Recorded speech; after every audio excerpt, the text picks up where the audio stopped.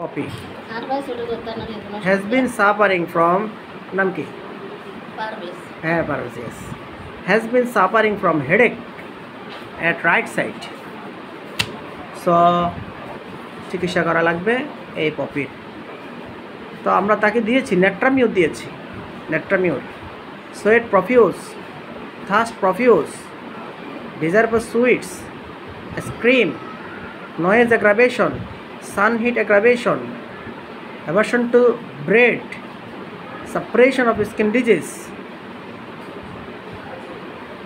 So choice of medicine sodium chloride or common salt. কেন দিলাম?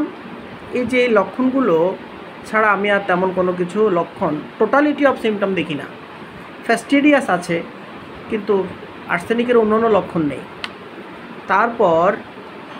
তারপর মেয়েটি পেইন ক্রসিং, অর্থাৎ ডান পাশের মাথা ব্যথা আর সাথে বাম হাতের কোনোই ব্যথা, কোণের উপরে ব্যথা, তাহলে পেইনটা ক্রসিং হচ্ছে। আর সাপের ভয় আছে, দুইটা লক্ষণ লেক্কানেই নামের। এছাড়া ফরগেটফুল মাইন্ড, যেটা মাইন্ড সিমটম, এই জিনিসটা নাই।